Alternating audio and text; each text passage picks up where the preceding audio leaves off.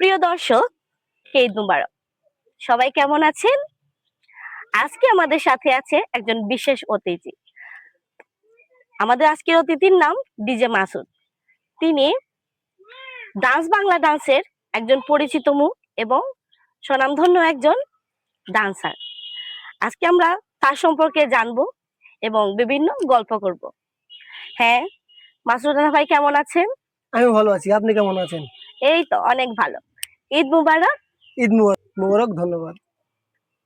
আচ্ছা, তাহলে ডিজে মাসুদ ভাই, আপনি থাকতেন ধর্মপাশার মতো অজপাড়া গায়ে থেকে কিভাবে আপনি ঢাকায় এবং ডান্স বাংলা ডান্সের মতো এত ফেমাস একটা প্রোগ্রামে অংশগ্রহণ করলেন, আমরা জানতে চাই। আসলে বিষয়টা হচ্ছে কি, আমি খুব গরিব ফ্যামিলির একটা ছেলে। অজপাড়া গায়ে আমার বাড়ি, ধর্মপাশা, সুনামগঞ্জ জেলায়। তো ওখান থেকে নাচের জগৎটা যাওয়া আমার জন্য খুব কষ্টকর, খুব কঠিন একটা বিষয় ছিল। আমার ফ্যামিলিতে কেউ কখনো এই সমস্ত নাচ গান করেনি কেউ। কিন্তু সেই ছেলেবেলা থেকে আমার নাচের প্রতি খুব একটা আগ্রহ ছিল, খুব শখ ছিল। আমি জীবনে বড় একটা ডান্সার হব। তো আমি 2007 সালে পাড়ি জমাই ঢাকায়। তো সেখানে গিয়ে আমি ওয়েলকাম মডার্ন ডান্স একাডেমিতে যুক্ত হই। তো সেখানে নাচ করি, পাশাপাশি আমি একটা ছোটখাটো কাজ করি, সেটুকু উপার্জন করতে পেরেছি। ওই উপার্জনটা দিয়ে আমি নাচটা চালাতাম। তারপর ওখান থেকে আমি আবার চলে আসি 2014-তে নিজের এলাকায় আসার পরে বিভিন্ন স্কুল কলেজে সাংস্কৃতিক অনুষ্ঠানে আমি নিজে প্রোগ্রাম করি। 16ই ডিসেম্বর, 26শে মার্চ, পয়লা বৈশাখ, বিভিন্ন অনুষ্ঠানে আমি বাচ্চাদের নাচ শিখাতাম, প্লাস নিজেও নাচ করতাম। বিভিন্ন সম্মাননা ও পুরস্কারও পেয়েছি। কিন্তু এই আর কি জীবনের গল্পটা। তারপর সেখান থেকে আপনি মাসুদ রানা থেকে হয়ে গেলেন ডিজে মাসুদ। হ্যাঁ, ওখান থেকে মানুষ আমাকে ডিজে মাসুদ ডাকতে শুরু করলো। সেখান থেকে আমার নামটা ডিজে মাসুদ, ওই নামেই আমার এলাকায় পরিচিত। ভারতে যাওয়া এবং সেখান থেকে ফিরে আসা এবং কি কি আমাদের যদি ডিটেইল একটু বলতেন। একটা আমার আশাটা পরিপূর্ণ হয়নি, কেউ আমাকে ওই সুযোগটা দেয়নি যে আমি ওই স্থানটা দিকে পৌঁছাবো। তো আমার ভিতরে একটা খুব ছিল যে আমি একটা বড় ডান্সার হব।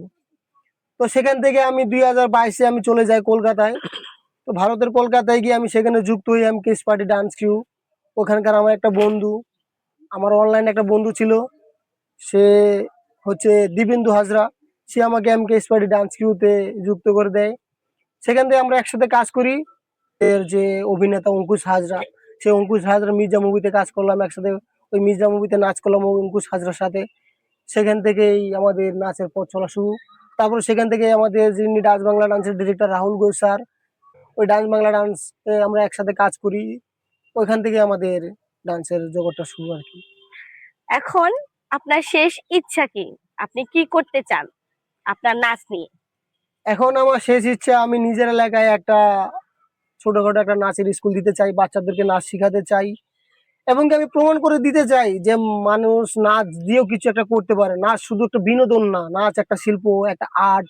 একটা মানুষের স্মৃতি মস্তিষ্ককে আরো ডেভেলপ করে, একটা বাচ্চাকে আরো একটা ভালো জায়গায় পৌঁছাতে পারে। আমি এটা প্রমাণ করে দিতে চাই যে নাচেও মানুষের কেরিয়ার হয়। তো আমি যদি একটু সহযোগিতা পাই, তাহলে আমার নিজ এলাকায় ধর্মপাশা সুনামগঞ্জে আমি একটা নাচের স্কুল দিতে চাই, যদি সবার একটু সহযোগিতা পাই। আমরাও সবাই চাই আপনি ধর্মভাষা নাচের স্কুল খুলেন এবং আমাদের ছোট্ট ছোট্ট বাচ্চাদের নিয়ে আপনি এগিয়ে যান। আমাদের বাচ্চারাও এগিয়ে যাক, আপনার জীবনও সুন্দরভাবে এগিয়ে যাক। হ্যাঁ, এটাই আমি চাই, যাতে আমি আমার স্বপ্নটাকে আমি আরো দূর নিয়ে যেতে পারি। আমার একটা নিজের একটা প্রতিষ্ঠান হবে, আমার বাচ্চারা নাচ শিখবে, সেখানে আমি বাচ্চাদেরকে নাচ শেখাবো। দর্শকদের উদ্দেশ্যে আপনি কিছু বলুন। চ্যানেল দর্শকদের উদ্দেশ্যে একটাই বলবো, আজকে ধন্যবাদ আজকে আমাদের এই এত বড় একটা স্টুডিওতে অংশগ্রহণ করার জন্য, আর বিশেষ করে লাকি দেব লাক্সমি এত সুন্দর একটা উপস্থাপনা। আপনাকে অসংখ্য ধন্যবাদ আমাকে এত সুন্দর প্রশ্ন করার জন্য।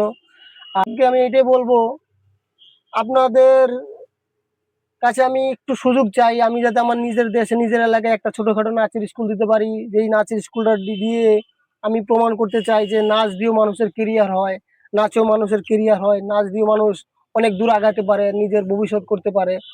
তাই আপনাদের সহযোগিতা পেলে আমি ধর্মবাসী একটা নাচের স্কুল দিতে চাই, এটাই আমার স্বপ্ন।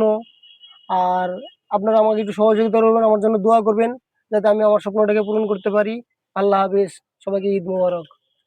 সবাইকে আবারও ঈদের শুভেচ্ছা। বিদায় নিচ্ছি। আমি রাকি দেবলক্ষ্মী। সবাই ভালো থাকবেন, সুস্থ থাকবেন। ধন্যবাদ।